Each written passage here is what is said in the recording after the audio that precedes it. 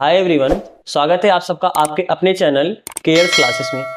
आज के इस लेक्चर में हम सब देखेंगे क्लास 12th का मैथ।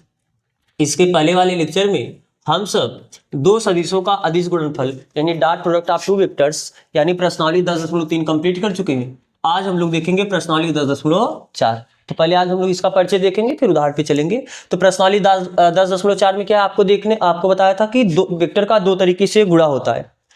कोई भी दो सदिश है, मान लो एक सदिश ए है और एक सदिश क्या है बी, इन दोनों सदिश का गुणा करोगे तो जो रिजल्ट है वो आपका अदिश भी आ सकता है और इनका आप ऐसा भी गुणा कर सकते हो कि जो रिजल्ट हो आपका सदिश भी आ सकता है। तो जब आप इस तरीके का गुणा करते हो कि रिजल्ट अदिश आए, इसको बोलते हैं कि दो सदिशों का अदिश गुणनफल। क्या बोलते हैं? दो सदिशों का अदिश गुणन या गुणनफल। और जब अगर इनका रिजल्ट सदिश आए, इसको क्या बोलते हैं? दो सदिशों का सदिश गुणनफल या गुणन। इसको बोलते हैं डॉट प्रोडक्ट और इसको कहते हैं क्रॉस प्रोडक्ट। आपको पता है कि हम इसको दर्शाते कैसे हैं? Vector A dot vector B से। और इसको कैसे दर्शाते हैं? Vector A cross vector B से। यहां तक कोई दिक्कत नहीं है ना? तो चलो फिर हम लोग इन्हीं स्टार्ट करते हैं। तो आप हेडिंग डालो दो सदिशों का सदिश गुणन। दो सदिशों का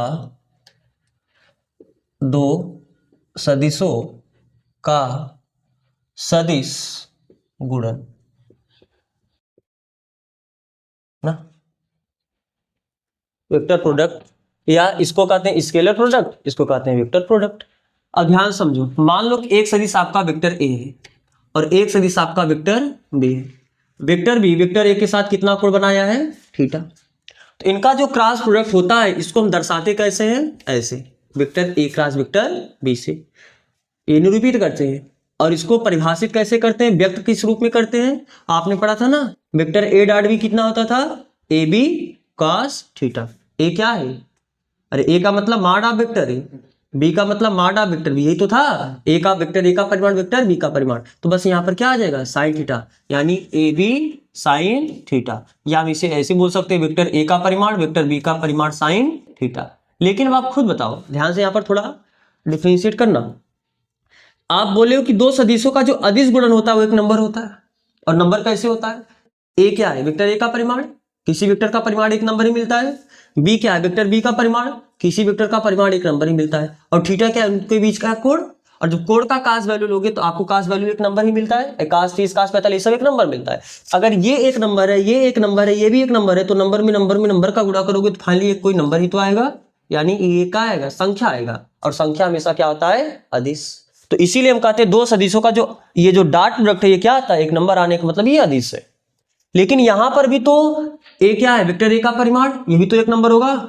ये बी क्या है? वेक्टर बी का परिमाण, ये भी तो एक नंबर होगा। और साइन थीटा भी तो एक नंबर होगा, तो ये भी तो एक नंबर आया। फिर हम इसको क्यों सदिश बोल रहे हैं? ये एक नंबर ही तो आ रहा है ना, ये भी तो अदिश आना चाहिए। लेकिन जब हम बोलते हैं इसको ये क्या है? सदिश गुणन है, इसलिए इसको सदिश बनाने के लिए हम एक वेक्टर लगाते हैं यहां पर एन कैप। अब ये एन कैप क्या है? तो पहले आप समझो, vector A cross vector B होगा क्या? A B sine theta N cap. N cap क्या है? ये तो परिमाण को रिप्रेजेंट कर रहा होगा और एन कैप डायरेक्शन को, दिशा को रिप्रेजेंट कर रहा होगा। तो एन कैप है क्या? एन कैप एक, जब कैप लगाते हैं यानी मात्रक सदिश है। लेकिन कैसा मात्रक सदिश है? वेक्टर ए और वेक्टर बी दोनों के लंबवत मात्रक सदिश है। एन कैप एक ऐसा सदिश है जो कि वेक्टर ए के भी लंबवत है और जो वेक्टर बी के भी लंबवत है। यानी आप समझ सकते हो कुछ इस तरीके से। देखो, यह जो है वेक्टर ए के भी तो लंबवत है और यह वेक्टर बी के भी तो लंबवत है। तो इस दिशा में वेक्टर ए और वेक्टर बी के लंबवत दिशा में, दोनों के लंबवत दिशा में वो क्या है? मात्रक सदिश है। निकालो कैसे इसकी दिशा? दाएं हाथ के हथेली के नियम से। अगर आपको vector A cross vector B करना है तो आप वेक्टर ए की तरफ हाथ करो, वेक्टर बी की तरफ घुमाओ, अंगूठा बाहर गया कि नहीं गया? तो यही एन कैप का डायरेक्शन हुआ। अगर आपसे कभी vector B cross vector A पूछ ले, तब आप क्या करोगे? बी की तरफ हाथ करोगे और ए की तरफ घुमाओगे तो अंगूठा किधर जाएगा? अंदर। तो यहां पर vector A cross vector B cross vector A का डायरेक्शन किधर हो जाएगा? अंदर। तो एन कैप क्या होगा? अंदर के डायरेक्शन में, यानी इन दोनों के लंबवत दिशा में मात्रक सदिश। यहां तक बात समझ में आ रहा है ना? तो vector A cross vector B होता क्या है? A B sine theta N cap. जहां ए क्या है? वेक्टर ए का परिमाण, बी क्या है, वेक्टर बी का परिमाण, और थीटा क्या है, इन दोनों सदिशों के बीच कोण। और एन कैप क्या है, वेक्टर ए तथा वेक्टर बी दोनों के लंबवत दिशा में मात्रक सदिश। एन कैप मात्रक सदिश है, आपको मात्रक केवल सदिश मत बोलना, मात्रक सदिश है। किस, इसका दिशा क्या है, इन दोनों पे लंबवत, यानी वेक्टर ए क्रॉस वेक्टर ए तथा वेक्टर बी दोनों सदिशों के लंबवत दिशा में मात्रक सदिश एन कैप है। तो वेक्टर ए क्रॉस बी का जो परिमाण होगा, वेक्टर ए क्रॉस बी जो हम बोलते हैं, यानी दो सदिशों का सदिश गुणन या अदिश गुणन। वेक्टर ए क्रॉस बी का मतलब क्या है, दो सदिशों का सदिश गुणन या अदिश गुणन। सदिश गुणन, अदिश तो ये है ना, ये सदिश गुणन है। सदिश गुणन होने का मतलब ये जब vector A cross vector B करोगे तो आपको रिजल्ट एक सदिश मिलेगा। तो अगर वो सदिश मिलेगा तो उसका कुछ न कुछ परिमाण होगा और उसका कुछ न कुछ दिशा होगा। तो परिमाण को यह बताएगा इतना, ये क्या है, vector A cross vector B का परिमाण है। यानी अगर हमको कभी कभी लिखना होगा तो हम ऐसे लिख सकते हैं, vector A cross vector B का परिमाण कितना होगा, vector A cross vector B का परिमाण केवल इतना होगा, यानी ए बी साइन थीटा। या vector A cross vector B का परिमाण हम क्या लिख सकते हैं, ऐसे mod of vector A mod of vector B sine theta. तो ये परिमाण हुआ किसका, vector A cross vector B का। और vector A cross vector B एक सदिश है तो इसका दिशा होगा, तो दिशा को कौन बताएगा, एन कैप। और एन कैप का दिशा किधर है, ए तथा बी दोनों सदिशों के लंबवत। और ये तो मात्रक सदिश है, तो यानी vector A cross vector B एक ऐसा सदिश है जिसकी दिशा ए के भी लंबवत होती है और बी के भी लंबवत होती है। तो कभी आपको सवाल बोल दे कि एक ऐसा सदिश ज्ञात कीजिए जो ए के भी लंबवत है बी के भी लंबवत है, तो तुरंत आप क्या करोगे, उसका क्रॉस प्रोडक्ट निकाल दोगे। क्योंकि जो वेक्टर का क्रॉस प्रोडक्ट होता है ए क्रॉस बी का डायरेक्शन किधर होगा, ए के भी लंबवत होगा और बी के भी लंबवत होगा। तो अगर ए के भी लंबवत और बी के भी लंबवत आपको सदिश चाहिए तो तुरंत क्या करो, उसका क्रॉस प्रोडक्ट निकाल दो। तो जो क्रॉस प्रोडक्ट आएगा वो ऐसा वेक्टर आएगा कि जिसकी दिशा ए की भी लंबवत हो और बी की भी लंबवत हो। क्योंकि इसका दिशा ये होगा जो इसका दिशा होगा, और ये इसका दिशा इन दोनों के क्या होता है, लंबवत, तो इसका भी दिशा क्या होगा, इन दोनों के लंबवत। बात समझ आ रहा है ना। तो पहले आओ इसे आप लिखो इतना,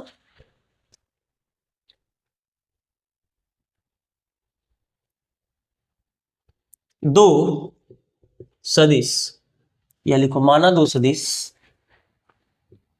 माना दो सदिश वेक्टर ए तथा वेक्टर बी है, या ऐसे लिखो यदि दो सदिश, यदि दो सदिश वेक्टर ए तथा वेक्टर बी है तथा इनके बीच कोण कितना है, इनके बीच कोण थीटा है, तो इन सदिशों के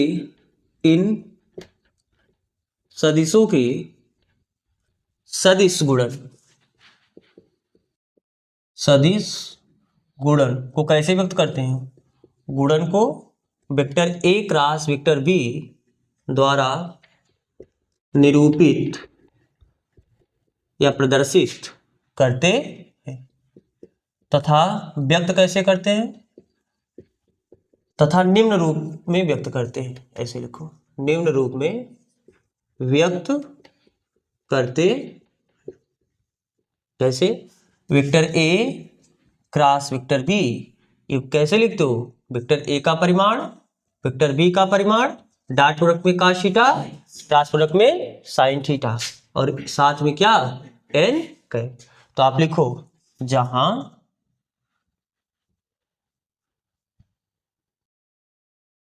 वेक्टर ए का परिमाण क्या है, यहां वेक्टर ए क्या है, परिमाण ऑफ वेक्टर ए क्या है, वेक्टर ए का परिमाण, मॉड ऑफ वेक्टर बी क्या है, वेक्टर बी का परिमाण, थीटा क्या है, दोनों सदिशों के बीच कोण, उसको आपने ऊपर लिख दिया है ना।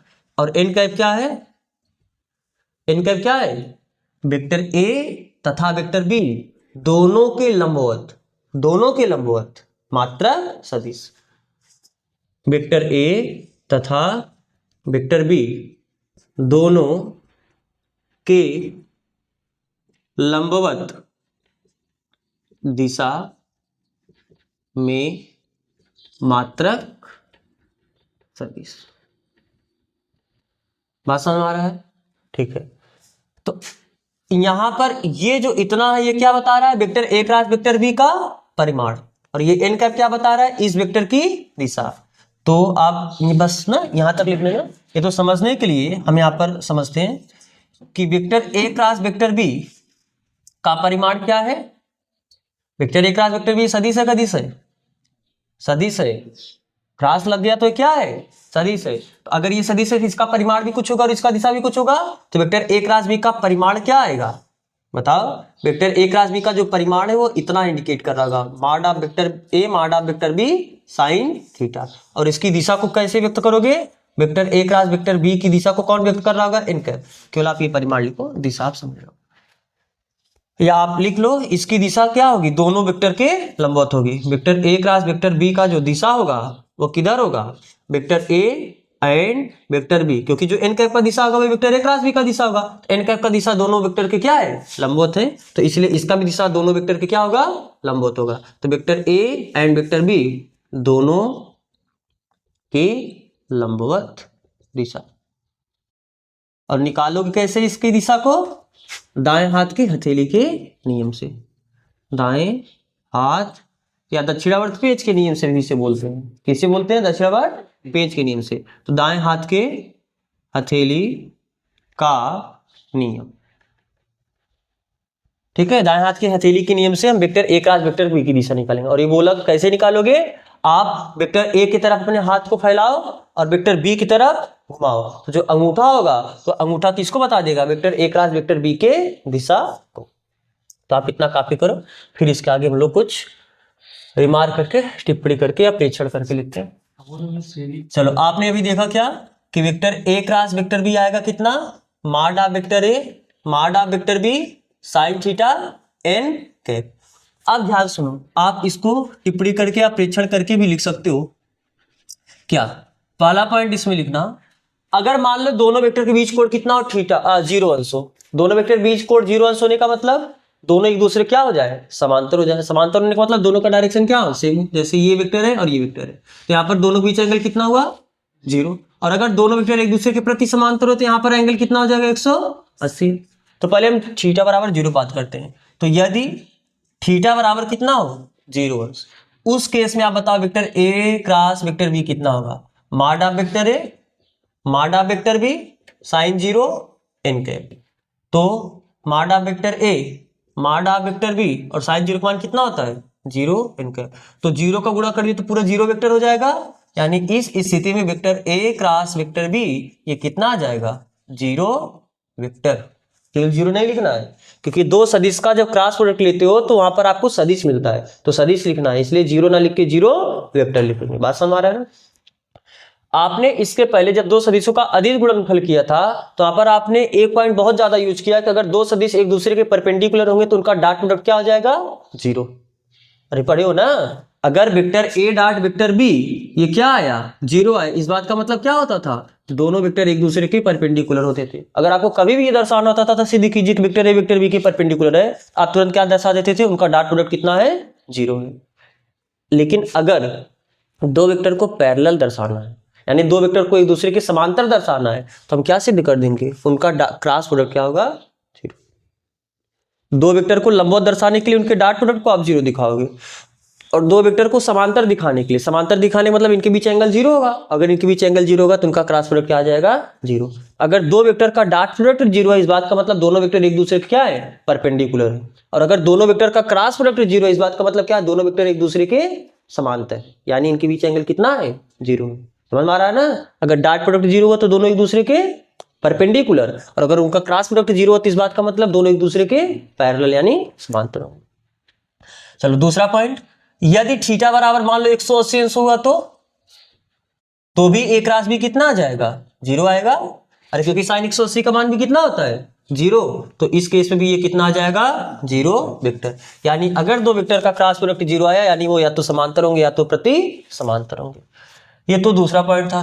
तीसरा पॉइंट, अगर मान लो इनके बीच एंगल यदि थीटा बराबर कितना हो? 90 अंश। थीटा कितना हो? उनके बीच कोण कितना हो जाए? 90 अंश। उस केस में बताओ vector A cross vector B कितना आएगा? Mod of vector A mod of vector B sine 90 ना, और क्या? N cap. तो vector A cross vector B बराबर क्या आ जाएगा? Mod of vector A mod of vector B sine नबी का वैल्यू कितना होता है 1, फिर यहाँ पर केवल बचेगा कितना एन कैप। तो इस केस में फिलहाल ये आपके लिए उतना इंपॉर्टेंट नहीं है, आपके लिए इंपॉर्टेंट क्यों लिए है, ठीक है। तो ये आपने पहले प्रेक्षण में 3 पॉइंट देखा। अब आओ दूसरे प्रेक्षण में हम बात करते हैं।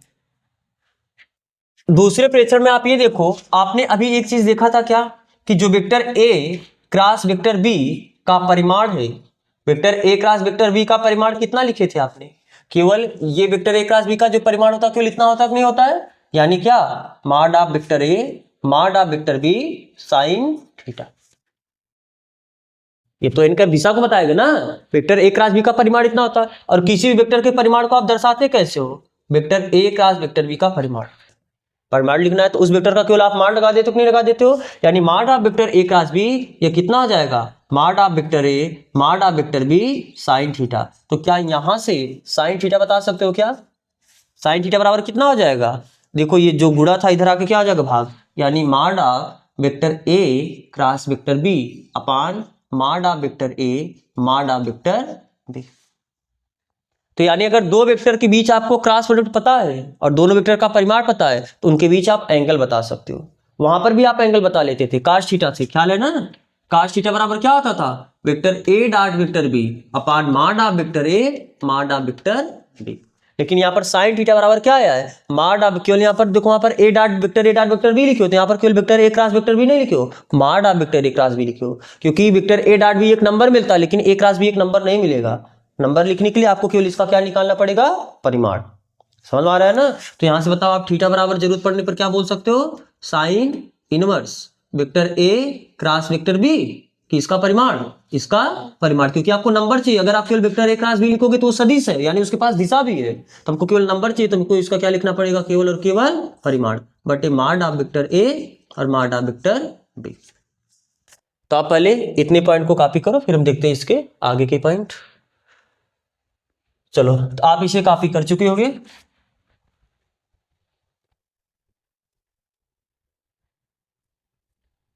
क्या वेक्टर वहां पर आपने एक चीज देखा था कि जो दो वेक्टर का डॉट प्रोडक्ट होता है वह क्रम विनिमय प्रगुण का पालन करता है, क्या यहां पर भी ऐसा है दो वेक्टर का डॉट क्रॉस प्रोडक्ट क्रम विनिमय प्रगुण का पालन करेगा, बिल्कुल नहीं। ध्यान से देखना, जैसे मान लो कि यह आपका है वेक्टर ए और यह आपका क्या है वेक्टर बी, तो जब vector A cross vector B करोगे तो वेक्टर ए क्रॉस बी किधर आया बाहर की तरफ आया, यानी हम ऐसे सीधा दर्शाने के लिए ऐसे बोल दे इसका डायरेक्शन ऐसे ऊपर आया है, ये जो है इसके भी लंबवत है और जो ये है इसके भी लंबवत है।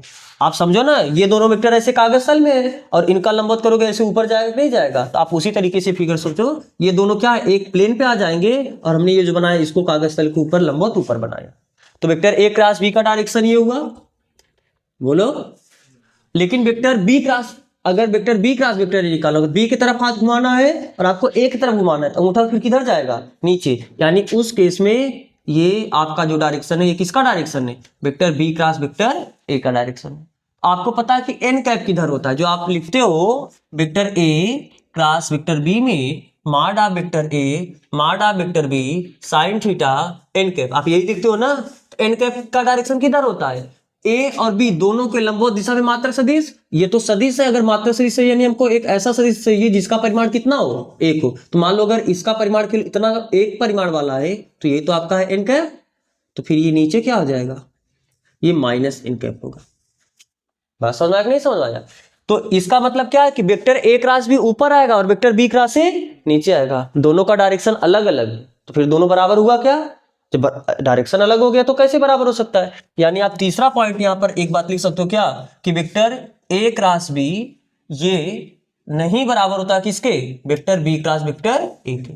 फिर इन दोनों के बीच रिलेशन क्या है, जो वेक्टर ए क्रॉस बी होता है वह बराबर होता है वेक्टर बी क्रॉस ए के निगेटिव, यानी बस डायरेक्शन में तो उल्टा होता है, बाकी वेक्टर ए क्रॉस बी का भी परिमाण ए बी साइन थीटा आएगा और वेक्टर बी क्रॉस ए का भी परिमाण बी ए साइन थीटा आ जाएगा, बी ए साइन थीटा को आप ए बी साइन थीटा लिख सकते हो क्योंकि वो सब नंबर है, नंबर को आप इधर उधर कर सकते हो, बस दिक्कत किधर होगा एन कैप में, एन कैप यानी उनके डायरेक्शन में। तो इसीलिए हमने क्या लिखा है वेक्टर ए क्रॉस बी ये बराबर होता है minus of vector B cross A, minus लगाने से यानी दिशा बदलना पड़ेगा, तो याद रखोगे ये बात ना, ठीक है। अब चौथा पॉइंट, चलो चौथे पॉइंट में आप क्या काम करो पूरा आई कैप, वहां पर ख्याल करो I cap dot I cap dot J cap, ये सब पूरा निकाले थे कि नहीं निकाले थे? तो वही चीज यहां पर निकलो। कैसे आप बताओ, आई कैप क्रॉस आई कैप कितना होगा? आई कैप क्रॉस जे कैप कितना होगा? आई कैप क्रॉस के कैप कितना होगा? फिर आई आई कैप का हो गया ना, अब जे कैप का बताओ। जे कैप क्रॉस आई कैप, जे कैप क्रॉस जे कैप, जे कैप क्रॉस के कैप। फिर के कैप का तीनों के साथ बताओ, के कैप क्रॉस आई कैप, के कैप क्रॉस जे कैप, के कैप क्रॉस के कैप। चलो वो उसी के सामने आप ये फिगर बनाना, हम इस फिगर को मिटाते हैं। देखो जब आप आई कैप क्रॉस आई कैप करोगे तो पहली बात तो ये सीधा कितना हो जाएगा? Zero vector. आपने इसके पहले देखा ना, अगर दो सदिशों के बीच कोण कितना होता है? जीरो, तो उनका क्रॉस प्रोडक्ट क्या आता है? जीरो। तो vector A sorry I cap दोनों एक ही डायरेक्शन में होगा क्या? यहाँ पर भी आई कैप है, यहाँ पर भी आई कैप है, तो अगर दोनों सदिश समान है तो उनका डायरेक्शन सेम हो जाएगा, और जैसे उनका डायरेक्शन सेम होगा तो उनके बीच एंगल जीरो हुआ, और जैसे दो वेक्टर के बीच एंगल जीरो होता है उनका क्रॉस प्रोडक्ट कितना आता है? इतना। फिलहाल अगर आपको पूरा लिखना है तो आप पूरा लिख सकते हो। कैसे? इस फार्मूले से जाओ, या एक काम करो ना, आप डायरेक्ट आपको बता देते हैं। यहाँ पर आप ये याद रखो, यहाँ पर क्या होता है? आई कैप, यहाँ पर आई कैप, यहाँ पर जे कैप, और यहाँ पर के कैप। अगर आप इस दिशा में चल रहे हो, आप इस दिशा में चल रहे हो तो आपका धनात्मक दिशा है। कौन सा दिशा है? धनात्मक दिशा। धनात्मक दिशा का मतलब अगर आप आई से जे पे गए आपको क्या मिलेगा? के। आप जे कैप क्रॉस के कैप बोलोगे तो आपको क्या मिलेगा? आई कैप। आप के कैप क्रॉस आई कैप बोले तो आपको क्या मिलेगा? अगर आप इस डायरेक्शन में आप जाओगे तो आपको प्लस मिलेगा, और आप उल्टा गए तो आपको माइनस। यानी के कैप क्रॉस जे कैप बोले तब आपको क्या मिलेगा? मिलेगा तो आई कैप, लेकिन आपने इस डायरेक्शन के उल्टा चला तो आपको माइनस आई कैप मिलेगा। कहने का मतलब बताओ, आई कैप क्रॉस जे कैप, अभी इसको इसको और इसको छोड़ो, पहले आप ही बताओ आई कैप क्रॉस जे कैप कितना होगा? देखो आई से जे की तरफ गए हो आपको क्या मिलेगा? के कैप, और प्लस के डायरेक्शन मिलेगा, तो यानी ये क्या हो जाएगा? के कैप। फिर आई कैप क्रॉस के कैप, आई कैप क्रॉस के कैप, उल्टा चले क्या? तो अगर उल्टा चलोगे तो आपको मिलेगा आगे वाला है लेकिन माइनस के साथ, यानी ये कितना मिलेगा? माइनस जे कैप। फिर जे कैप क्रॉस आई कैप कितना मिलेगा? जे कैप क्रॉस आई कैप। आपने फिर उल्टा चला, उल्टा चलोगे तो आपको आगे वाला ही मिलेगा लेकिन माइनस के साथ, यानी ये कितना आ जाएगा? माइनस के कैप। समझ आ रहा है ये चीज ना? फिर जे कैप क्रॉस के कैप कितना होगा? जे से आपने किधर चला है? पहले जे से के चला है ना, तो आपने इसी डायरेक्शन चला है तो आपको क्या मिलेगा? प्लस, और क्या? आई कैप। यानी कितना मिला? ये आई कैप। के कैप क्रॉस आई कैप कितना हुआ? के कैप क्रॉस आई कैप, तो आपको क्या मिला? जे कैप। फिर के कैप क्रॉस जे कैप, के कैप क्रॉस जे कैप, तो आपको क्या मिलेगा? आई कैप, लेकिन उल्टा चले हो तो इसलिए माइनस के साथ। ठीक है, और ये जो है ये तो आपका क्या आ जाएगा? Zero vector. जब दोनों वेक्टर समान होते हैं तो समान सदिश का क्रॉस प्रोडक्ट क्या होता है? जीरो। आई कैप क्रॉस आई कैप, इनके बीच एंगल जीरो होगा तो ठीक। फिर जे कैप क्रॉस जे कैप, दोनों एक ही वेक्टर है, एक ही डायरेक्शन के वेक्टर है, तो दोनों बीच एंगल कितना हो जाएगा? जीरो। तो इनका क्रॉस प्रोडक्ट फिर से क्या आ जाएगा? जीरो। और के कैप क्रॉस के कैप, जो डायरेक्शन के कैप का होगा वही डायरेक्शन के कैप का होगा, तो जब दोनों वेक्टर एक ही डायरेक्शन में आए तो उनके बीच एंगल जीरो, और जैसे एंगल जीरो हो तो साइन जीरो का मान जीरो, तो ये भी पूरा क्या हो जाएगा? जीरो। यानी ये भी क्या मिलेगा आपको? Zero vector. तो अगर दोनों समान सदिश हैं, समान सदिश के बीच जो क्रॉस प्रोडक्ट लेते हो तो आपको क्या मिलता है? Zero vector. और अगर अलग है तो आप इसको देख के बता सकते हो डायरेक्ट। समझ आ रहा है ना? आपको ये भी इतना कॉपी करना तो आप इसे कॉपी करो, फिर हम इसके आगे देखते हैं। ध्यान से लिखो, अगर कोई वेक्टर मान लो vector A into vector B plus vector C, sorry अब वेक्टर ए और वेक्टर बी प्लस सी, इनके बीच हमको कोई चिन्ह लगाना पड़ेगा। डायरेक्ट वैसे नंबर की तरफ गुणा नहीं कर सकते। क्यों? क्योंकि देखो ये भी एक सदिश है, एक सदिश में एक सदिश जोड़ोगे तो भी ये सदिश आएगा। दो सदिश का या तो डॉट प्रोडक्ट होगा या तो क्रॉस प्रोडक्ट होगा। तो हम यहाँ पर डॉट पढ़ नहीं रहे, यहाँ पर हम क्या पढ़ रहे हैं? Cross product. तो इसका मतलब क्या होगा? इसका इसके साथ क्रॉस लोगे, यानी vector A cross vector B. Plus है तो फिर आप प्लस लगाओगे, माइनस है तो माइनस लगाओगे। फिर इसका इसके साथ क्रॉस प्रोडक्ट लोगे, यानी vector A cross vector C. बात समझ में आया ना? यानी क्रॉस प्रोडक्ट प्लस पे क्या होता है? बट जाता है। इसको हम क्या बोलते हैं? वितरण प्रगुण। क्या बोलते हैं? वितरण प्रगुण। समझ में आया ना? जैसे डॉट प्रोडक्ट में अगर यहाँ पर डॉट होता तो आप इसका इसके साथ डॉट लेते, फिर प्लस लगाते, फिर इसका इसके साथ डॉट लेते। वैसे क्रॉस प्रोडक्ट में अगर क्रॉस आ जाएगा बीच में तो आप इसका इसके साथ क्रॉस प्रोडक्ट लोगे, फिर आप इसका इसके साथ क्रॉस प्रोडक्ट लोगे। ठीक है। छठवां प्रॉपर्टी इसका याद रखना, वहां पर आपने एक चीज देखा था, वहां पर भी ये देखे थे कैसे, अगर vector A cross lambda times vector B करना है तो आप इसको लैम्डा बाहर लिख सकते हो, नहीं लिख सकते हो, या लैम्डा बी वाला लैम्डा उठा के आप ए वाले लैम्डा के साथ कर सकते हो, यानी lambda vector A cross vector B, या इसी को लैम्डा बाहर कर लो, केवल आप दोनों वेक्टर का क्या कर लो, पहले क्रॉस प्रोडक्ट निकालो। डॉट प्रोडक्ट में भी तो ऐसा किए थे, तो क्रॉस प्रोडक्ट में भी आप यहाँ ये कर सकते। अब बताओ, ख्याल करो, आपने जब वेक्टर का डॉट प्रोडक्ट पढ़ा है तो वेक्टर ए डॉट बी क्या बोले हो, माड of vector A mod of vector B और क्या cos थीटा। लेकिन यहां पर vector A cross vector B जब बोले हो तो कितना आया है, माड of vector A mod of vector B sine theta N cap. अगर आपको थीटा वहां पर नहीं पता था, अगर थीटा पता होता तो आप डायरेक्ट ऐसे बता सकते थे, और जब थीटा नहीं पता होता है यानी आपको कोई वेक्टर आई cap J cap K cap पे दिया होता था, वेक्टर ए बराबर मान लो ऐसा दिया था a1 आई कैप प्लस a2 जे कैप प्लस a3 के कैप, और जो दूसरा वेक्टर देता था वेक्टर बी, ये कुछ मान लो आपको ऐसा दिया है b1 आई कैप प्लस b2 जे कैप प्लस b3 के कैप, तब आप उसका डॉट प्रोडक्ट कैसे निकालते थे, सीधा क्या करते थे, इसका गुणा इसमें, इसका गुणा इसमें, इसका गुणा इसमें, यानी a1 b1 plus a2 b2 plus a3 b3। किए थे कि नहीं किए थे? तो ये लोग हम लोग डिराइव करके पहले निकाले थे, कैसे आया था। सेम वैसे अगर आपको वेक्टर के बीच मान लो पहला वेक्टर का परिमाण दिया है, दूसरे वेक्टर का परिमाण दिया है, और उनके बीच एंगल दिया है, तो आप तो ये बता सकते। लेकिन अगर उनके बीच एंगल नहीं दिया है, आपको कुछ इस तरीके से दिया है, पहला वेक्टर इस तरीके से दिया, दूसरा वेक्टर इस तरीके से दिया, तब इसका क्रॉस प्रोडक्ट कैसे निकालोगे? तब तो डायरेक्ट, ठीक है, आप ए का परिमाण इतना देख के बता सकते हो, आप इतना देख के बी का परिमाण बता सकते हो, लेकिन आप ये दोनों देख के क्या उनके बीच एंगल बता सकते हो क्या? तो एंगल तो डायरेक्ट नहीं बता सकते हो। तो आप इसके लिए हम क्या करते हैं, चलो 7वां पॉइंट में आप इसे लिखना, वेक्टर ए बराबर हम कुछ ऐसा लेते हैं, a1 आई कैप प्लस a2 जे कैप प्लस a3 के कैप, और जो दूसरा वेक्टर लेते हैं वो क्या लेते हैं, b1 आई कैप प्लस b2 जे कैप प्लस b3 के कैप। ठीक है। अब ध्यान से देखो, हमको क्या निकालना है, vector A cross vector B निकालना। तो vector A cross vector B निकालने का मतलब इतना क्रॉस इतना, यानी a1 आई कैप, हम एक डिटेल मेथड देख लेते हैं फिर आपको डायरेक्ट बता देंगे, आप शारीरिक विधि से भी इसे डायरेक्ट निकाल सकते हो।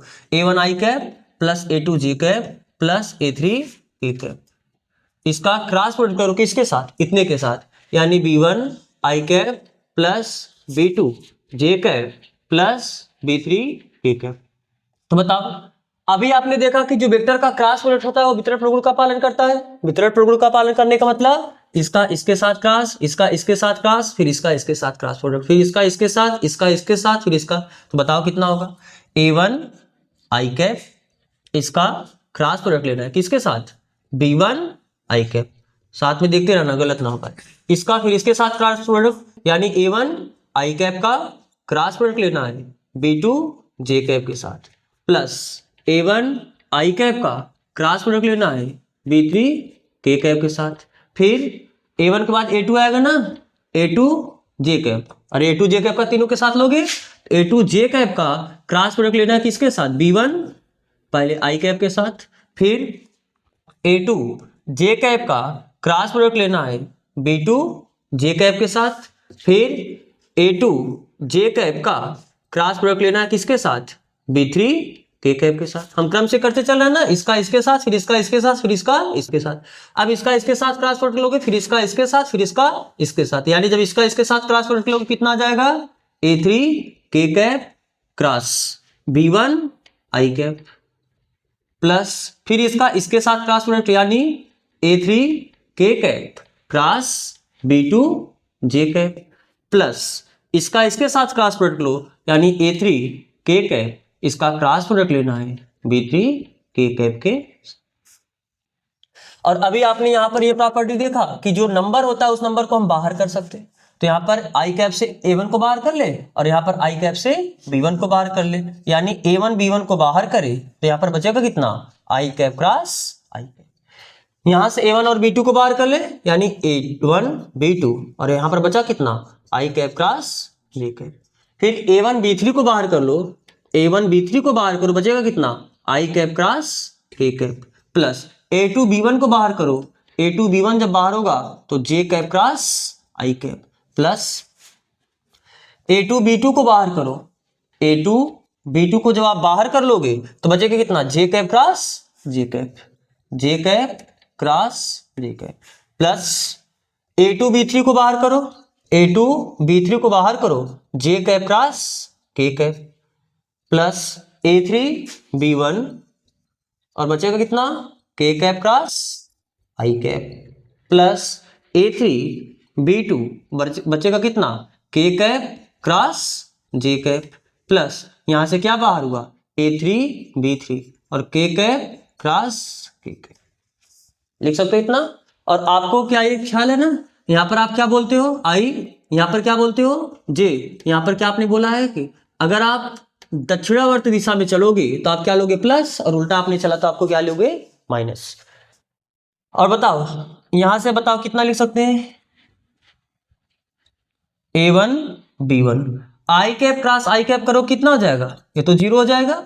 जब समान सदिश होगा तो उसके बीच क्रॉस प्रोडक्ट 0 आता है।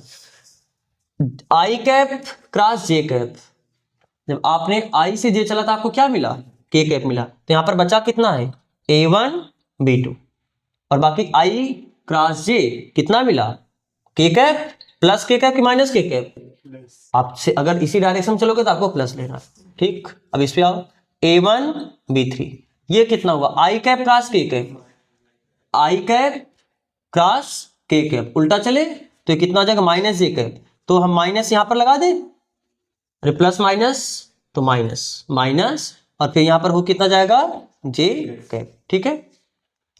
फिर ये हुआ ये हुआ ये हुआ। अब बताइए A2 B1, इसे बताओ कितना हो जाएगा, जे क्रॉस आई, जे यहां पर जे क्रॉस आई माइनस, हाँ जे क्रॉस आई करोगे तो आपको क्या मिलेगा, इस डायरेक्शन में प्लस, इस डायरेक्शन में माइनस, तो इस माइनस को हम इधर आगे लगा दें, और बचा कितना, अरे जे का के कैप ना, तो हम यहां पर क्या लिख देते हैं, के कैप।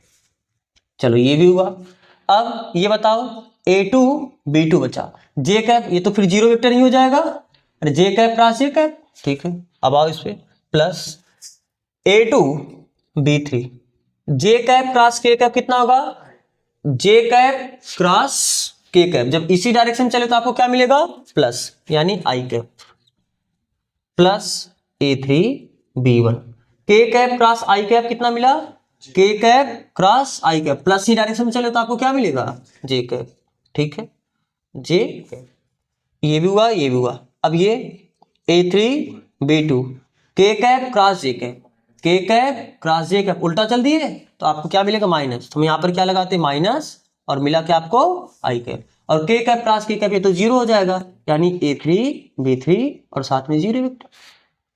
अब जब आप 0 वेक्टर का गुणा करोगे तो पूरा 0 हो जाएगा, फिर इसका कोई मतलब ही नहीं लिखने का, अरे ये सब वेक्टर है, वेक्टर में 0 वेक्टर जोड़ोगे तो वही वेक्टर आएगा, और ये भी आपका क्या आ जाएगा, 0 वेक्टर, और ये भी आपका क्या आ जाएगा, 0 वेक्टर। तो यहाँ पर एक चीज देख रहे हो क्या, आई कैप वाला एक बार यहाँ पर है, आई कैप वाला एक बार यहाँ पर है, आई कैप दो बार है, जे कैप वाला यहाँ पर है, जे कैप वाला यहाँ पर है, और के कैप वाला यहाँ पर है, और के कैप वाला, तो दोनों दो बार है, आई कैप को एक पास एक तरफ, जे कैप को एक तरफ, तो आप ऊपर वाला 5वां 6वां प्रॉपर्टी आप लिखो, या आप यहाँ तक पूरा कॉपी कर लो, फिर हम इसके आगे बात करें। तो आप ये पूरा कॉपी कर चुके होगे, तो हम लेके क्या चल रहे हैं, vector A cross vector B ही तो लेके चल रहे हैं ना, तो ये किसके बराबर आया, यहाँ तक पहुंचा है।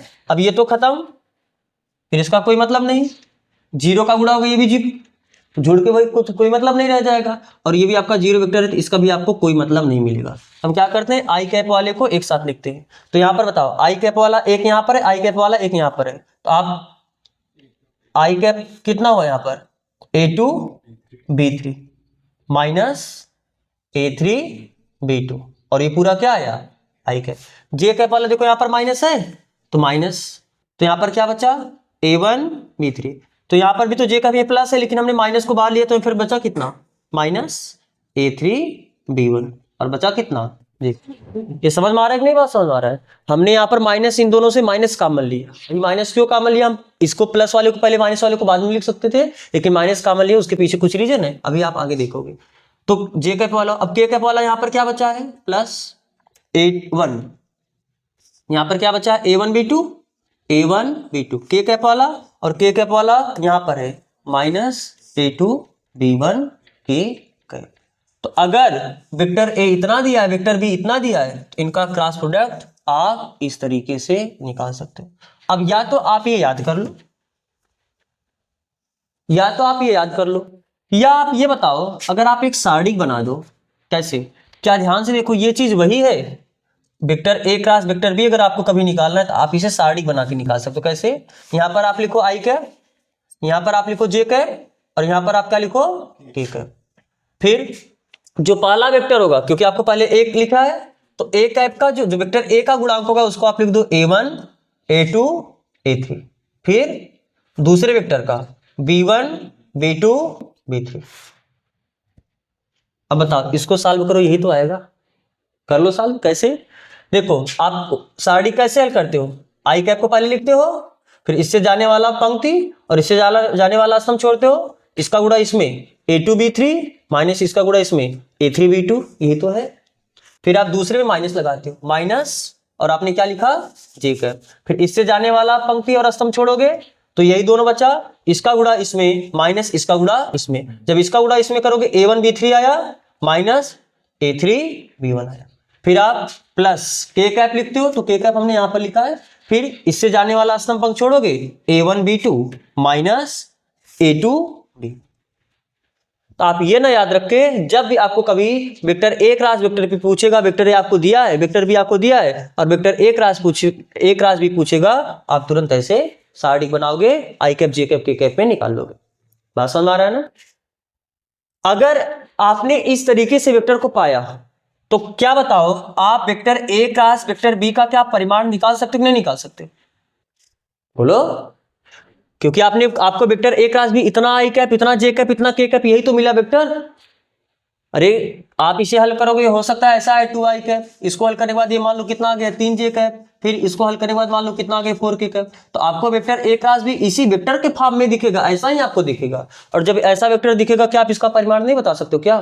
तो यानी यहां से आप vector A cross vector B का अगर आपसे कोई परिमाण पूछेगा, तो आप अंडर रूट इतने का स्क्वायर, इतने का स्क्वायर, इतने का स्क्वायर बस करके बताओगे कि नहीं बताओगे? यानी अगर यहां पर लिखना होगा तो बताओ कैसे लिखोगे?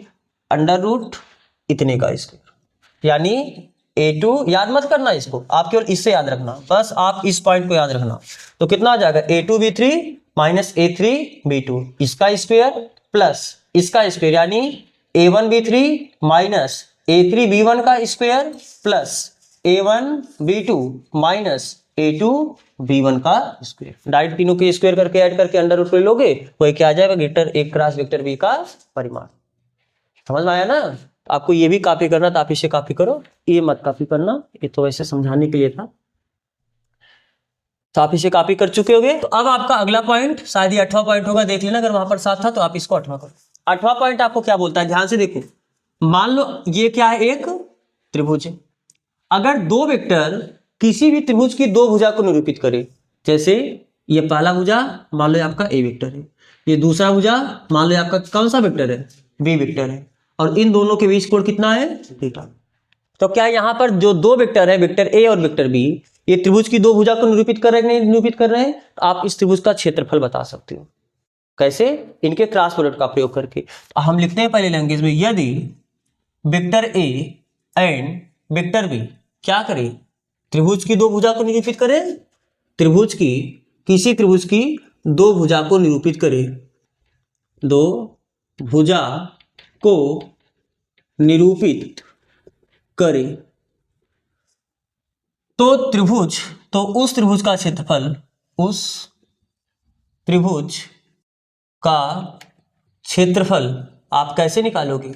1/2 mod of vector A cross vector ए एक भुजा को निरूपित कर रहा है, वेक्टर बी दूसरी भुजा को निरूपित कर रहा है, तो आप दोनों भुजा का क्या कर लो, मतलब vector A cross vector B निकाल लो। जैसे vector A cross vector B निकाले, अभी देखे ना, उसका आप परिमाण बता सकते हो नहीं बता सकते हो? और यहाँ पर देखो माड लिखा है, माड यानी उसका परिमाण। तो जब वेक्टर पता कर लोगे तो उसका परिमाण निकालना, इसका स्क्वायर प्लस इसका स्क्वायर प्लस इसका स्क्वायर, तीनों का स्क्वायर करके जोड़ दोगे वही उसका परिमाण हो जाएगा। और जैसे आपको उसका परिमाण पता चला उसमें आप 2 का भाग दे दो, वही उस त्रिभुज का क्या हो जाएगा, क्षेत्रफल। अगर दो वेक्टर ए और वेक्टर बी किसी त्रिभुज की दो भुजा को निरूपित करे तो उस त्रिभुज का क्षेत्रफल कितना हो जाएगा, हाफ हाफ वेक्टर माड में vector A cross vector B. Mod में लिखने का मतलब उस वेक्टर का क्या लिखना है, परिमाण, क्योंकि क्षेत्रफल तो एक नंबर होता है ना। अरे क्षेत्रफल क्या होता है, किसी त्रिभुज का क्षेत्रफल एक नंबर होता है। आप केवल क्रॉस प्रोडक्ट करोगे तो वेक्टर फॉर्म में आएगा। हमको नंबर चाहिए, नंबर चाहिए तो उसका हमको क्या लेना पड़ेगा, परिमाण। 9वां पॉइंट सेम ऐसे है, बस उसमें क्या है, ये त्रिभुज के भुजा को ना निरूपित करके किसको निरूपित करें, समांतर चतुर्भुज के। मान लो एक आपका कोई समांतर चतुर्भुज है जिसकी दो भुजा दो वेक्टर द्वारा निरूपित हो रही है। मान लो ये वेक्टर ए है और ये आपका वेक्टर बी है। इस समांतर चतुर्भुज का क्षेत्रफल बस सीधा मान आप vector A cross vector B. तो आप लिखो यदि वेक्टर ए और वेक्टर बी किसी समांतर चतुर्भुज की दो संलग्न भुजा, देखो यहां पर संलग्न बोलेंगे, संलग्न मतलब साथ साथ वाली भुजा होनी चाहिए। किसी समांतर चतुर्भुज की दो संलग्न भुजाओं को निरूपित करे, संलग्न भुजाओं को निरूपित करे तो समांतर चतुर्भुज का क्षेत्रफल, समांतर चतुर्भुज का क्षेत्रफल क्या हो जाएगा, केवल mod of vector A cross vector B. यानी एक vector A cross vector B करो, बस उसका परिमाण निकालो। तो सिंपल है, अगर त्रिभुज की दो भुजा को निरूपित कर रहा है तो उसके मॉड में 2 का भाग देना पड़ेगा। और अगर ये समांतर चतुर्भुज की दो भुजा को निरूपित कर रहा है तो केवल उसका मॉड लेना पड़ेगा। और इसका रीजन है, आप इसको मिला दो, 2 त्रिभुज बन जाएगा। जितना क्षेत्रफल ये आएगा उतना क्षेत्रफल ये आएगा। इसका क्षेत्रफल कितना हो जाएगा, हाफ हाफ मार्ड में vector A cross vector B. तो अगर इसका क्षेत्रफल इतना है तो उसका भी क्षेत्रफल तो यही होगा, हाफ हाफ मार्ड में vector A cross vector B. अरे आधा ये आधा है, आधा आधा मिलकर क्या हो जाएगा, पूरा, यानी vector A cross vector B. तो समांतर चतुर्भुज का क्षेत्रफल क्या हो जाएगा, mod of vector A cross vector B. समझ आ रहा है ना। तो आपका एग्जाम्पल थ्योरी यहाँ पर कंप्लीट होता है। तो अब हम लोग इसका एग्जाम्पल भी कर लेते हैं। आओ आपका एग्जाम्पल नंबर 22, एग्जाम्पल नंबर 22 में क्या बोला है, उदाहरण 22 में यदि वेक्टर ए बराबर दिया है, वेक्टर ए बराबर कितना, 2i cap plus J cap plus 3k cap. Vector B बराबर कितना बोला है, 3i cap plus 5j cap minus 2k cap. तो आपसे क्या पूछा है, mod of vector A cross vector B बताइए। तो सबसे पहले आप vector A cross vector B पता करो, तब तो उसका मॉड निकालोगे। तो vector A cross vector B कैसे, सीधा I cap J cap K cap. आपको पता चला ना कि क्रॉस प्रोडक्ट निकालने के लिए आप क्या करा करो, ऐसे आई cap J cap K cap लिखा करो। फिर आई कैप का गुणांक यहाँ पर 2, यहाँ पर 1 और यहाँ पर 3, यहाँ पर 3, यहाँ पर 5 और यहाँ पर -2। बस आप इसे सॉल्व कर दो तो ये आपका क्या हो जाएगा, vector A cross vector B. Solve कैसे करोगे, आई कैप ऐसे लिखो, ये छूटेगा, इसका गुणा इसमें -2 माइनस इसका गुणा इसमें 5 15। फिर दूसरा वाला माइनस जे कैप लिखते हो, फिर ये छूटेगा, इसका गुणा इसमें -4 minus 3 Trika 9 plus K cap, इसको छोड़ोगे, इसका गुणा इसमें 5 दूनी 10 3 इक्के 3। तो कितना आया, -17 आई कैप और 9 4 13 और माइनस ये -13 माइनस प्लस 13 जे कैप प्लस 10 में से 3 घटाओ कितना हो जाएगा, 7 ठीक है। ये क्या मिला, vector A cross vector B मिला। हमको चाहिए क्या, mod of vector A cross vector B. तो बस परिमाण ही तो निकालना है। तो -17 का स्क्वायर प्लस 13 का स्क्वायर और प्लस 7 का स्क्वायर। तो -17 का स्क्वायर कितना हो जाएगा, 17 का स्क्वायर 289, माइनस का वर्ग माइनस का प्लस करोगे और 13 का वर्ग 169 और 7 7 49। तो ये जोड़ो कितना आया, 507। ठीक है, तो 507 का वर्गमूल निकल सकता है। तो आप इसी पे आंसर छोड़ दो। तो वेक्टर ए क्रॉस बी का जो परिमाण आ जाएगा वो कितना आ जाएगा, √507। तो आपको ये कॉपी करना, आप इसे कॉपी करो। फिर देखते हैं अगला उदाहरण, यानी उदाहरण नंबर 23। उदाहरण नंबर 23 में क्या बोला है, सदिश वेक्टर ए प्लस बी और वेक्टर ए माइनस बी में से प्रत्येक के लंबवत मात्रक सदिश ज्ञात कीजिए। आपको एक सदिश देखो, वेक्टर ए बराबर नीचे दिया है, क्या दिया है, वेक्टर ए बराबर कितना दिया है, I cap plus J cap plus K cap. Vector B बराबर क्या दिया है, I cap plus 2 J cap plus 3 K cap.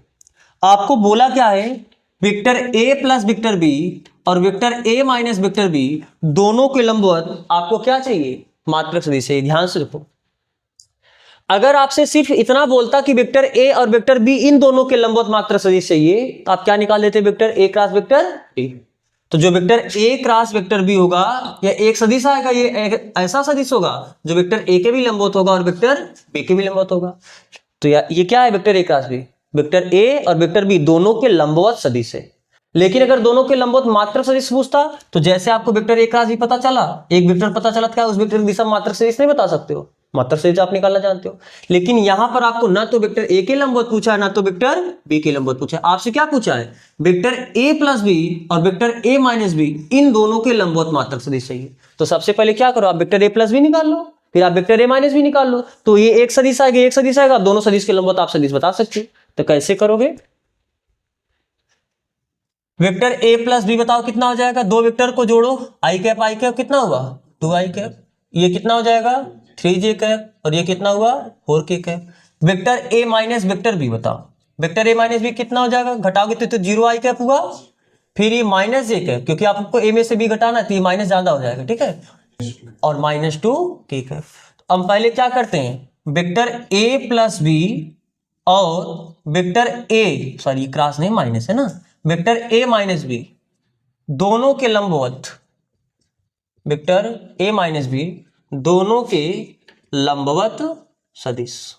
तो दोनों के लंबवत किसी, अगर दो वेक्टर है तो दो वेक्टर का जो लंबवत सदिश होता है वो क्या होता है, उनका क्रॉस प्रोडक्ट होता है, यानी vector A plus B cross vector A minus B.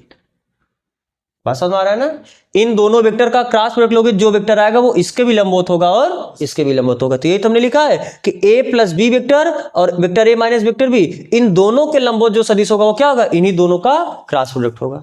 आप सबसे पहले क्या करो, तो vector a plus vector B cross vector a minus vector B निकालो। तो कैसे निकालोगे दो वेक्टर का cross product, I cap J cap K cap. सबसे पहले vector a plus vector B का गुणांक, तो vector a plus vector B का गुणांक कितना है 2 3 4।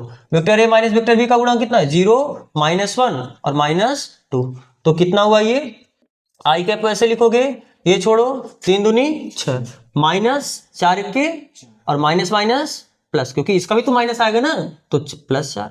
फिर आगे क्या लिखते हो, माइनस जे कैप वाला माइनस लिखते हो, फिर ये छोड़ोगे -4 ना, और 0 का गुणा करोगे -0 0 को, फिर कोई लिखने का मतलब है नहीं, फिर प्लस के कैप, ये छोड़ोगे इसका गुणा इसमें -2 और 0 को गुणा करोगे, फिर कोई फर्क पड़ेगा नहीं। यानी vector A plus vector B cross vector A minus vector B, ये आया कितना -2 आई कैप, ये तो होगा, और यहाँ पर माइनस माइनस प्लस 4 जे कैप, और यहाँ पर कितना हो जाएगा -2 के कैप। अब देखो बार बार इतना लिखने से अच्छा हम इसी को क्या मान लेते हैं, वेक्टर सी, कोष्टक में यहाँ पर क्या लिख देते हैं मान।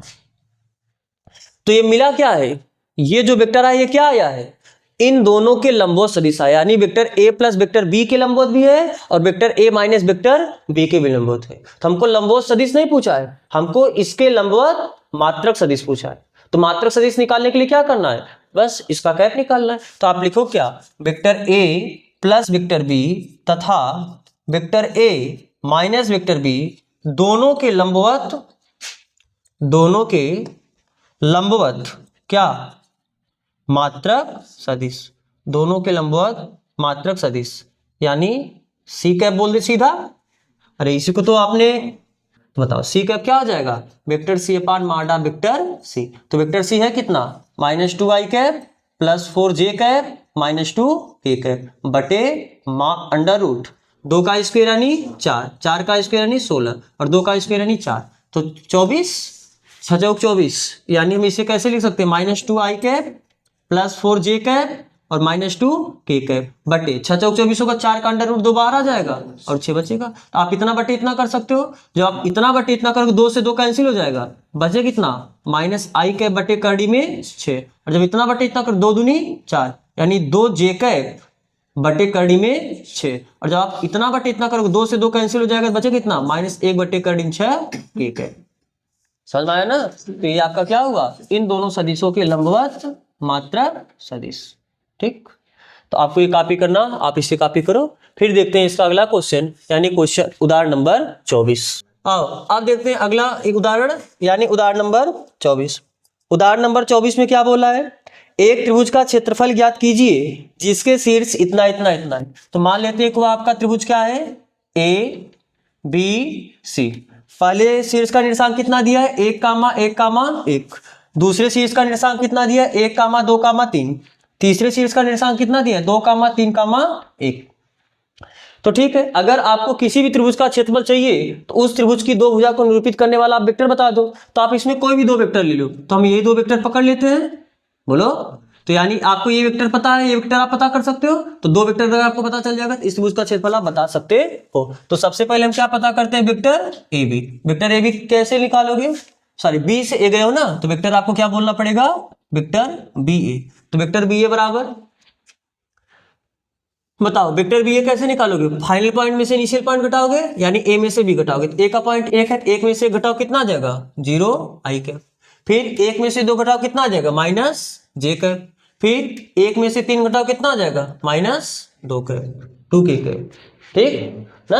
अब आपको वेक्टर बी सी पता करना है, तो वेक्टर बी सी बराबर कितना हो जाएगा, सी वाले में से बी वाला घटाओ, तो 2 में से 1 घटाओ कितना आएगा, 1, और यानी केवल आई कैप। 3 में से 2 घटाओ कितना आ जाएगा, 1 जे कैप। फिर 1 में से 3 घटाओ -2 ए कैप। आपको दो वेक्टर पता चला, तो इस त्रिभुज का क्षेत्रफल, तो अतः त्रिभुज, किस त्रिभुज ए बी सी का क्षेत्रफल क्या होगा, बस इन्हीं दोनों वेक्टर के क्रॉस प्रोडक्ट का मान। बोलो, अरे ये आपका वेक्टर ए हुआ और ये आपका वेक्टर बी हुआ। तो अगर आपका ये वेक्टर मान लो ए है और ये आपका वेक्टर बी है, तो वेक्टर ए क्रॉस बी ही तो उसका क्षेत्रफल हो जाएगा। तो बस आप करो इसका क्षेत्रफल। तो सबसे पहले हमको क्या निकालना पड़ेगा, vector B A cross vector B सी निकालना पड़ेगा। और क्रॉस प्रोडक्ट निकालने के लिए क्या करते हो, आई cap J cap K cap. अच्छा, यहाँ पर 1/2 भी होता है ना, के कैप। अब आई कैप का यानी बी ए का बताओ 0 -1 -2। फिर बी सी का कितना है 1 1 -2। तो बताओ ये कितना आया, आई कैप ऐसे लिखोगे, ये छूटा minus minus plus 2, minus minus plus 2। फिर माइनस जे कैप, फिर ये छूटा ये तो 0 हो जाएगा, 0 माइनस माइनस माइनस, फिर ये प्लस हुआ, ठीक है, प्लस के कैप। ये छूटा 0 माइनस, फिर माइनस माइनस प्लस हुआ, तो यानी finally vector B A cross vector B सी मिला कितना 4 आई कैप, 2 -2 जे कैप, और यहां पर कितना बचा प्लस के कैप। तो हमको उसका परिमाण चाहिए, तो this implies that mod of vector B A cross vector B C, ये कितना हो जाएगा, √4 का स्क्वायर 16, 2 का स्क्वायर 4 और 1 का स्क्वायर 1, 16 4 20 21 ना। तो कितना मिला √21। तो क्षेत्रफल कितना हो जाएगा, तो दिस इंप्लाइज दैट त्रिभुज एबीसी का क्षेत्रफल, त्रिभुज एबीसी का क्षेत्रफल कितना हो जाएगा, इतना बटे 2, यानी 1/2 √21। समझ आ रहा है ना? तो ये आपका क्या हुआ आंसर। तो आपको ये कॉपी करना, तो आप इसे कॉपी करो। फिर देखते हैं इसका लास्ट एग्जाम्पल, यानी एग्जाम्पल नंबर 25, उदाहरण 25। उदाहरण 25 में क्या बोला है कि उस समांतर चतुर्भुज का क्षेत्रफल ज्ञात कीजिए जिसकी संलग्न भुजाएं वेक्टर ए और वेक्टर बी द्वारा दी गई हैं। तो अगर आपको समांतर चतुर्भुज की दो संलग्न भुजा पता है, तो बस दोनों वेक्टर का क्या कर लो, क्रॉस प्रोडक्ट निकाल लो, वही क्या हो जाएगा उस समांतर चतुर्भुज का क्षेत्रफल। यानी आपको वेक्टर बस यहाँ पर जो क्षेत्रफल होगा समांतर चतुर्भुज का क्षेत्रफल वो कितना आ जाएगा, vector A cross vector B का परिमाण। तो सबसे पहले आप क्या निकालो, vector A cross vector B. तो vector A cross B vector कैसे निकालोगे, I cap J cap K cap करोगे, और पहले का नंबर कितना है 3 1 4, और ये कितना है 1 -1 और +1। तो आप ये पूरा हल कर लेना। तो हल करने के बाद ये कितना आ जाएगा, vector A cross vector B ये कितना आया है 5 I cap plus J cap और -4 के कैप। तो बस इसका जो परिमाण निकालोगे वही क्या आ जाएगा, उस समांतर चतुर्भुज का क्षेत्रफल। यानी इसका परिमाण कितना हो √25 + 1 + 4 = 16। तो कितना ये आ जाएगा √42। ठीक है, तो ये क्या हो जाएगा उस समांतर चतुर्भुज का क्षेत्रफल। तो आप इसे कर लेना। और प्रश्नावली का क्वेश्चन हम लोग अगले लेक्चर में स्टार्ट करेंगे। तो यहाँ तक जुड़ने के लिए आप सबका बहुत बहुत धन्यवाद।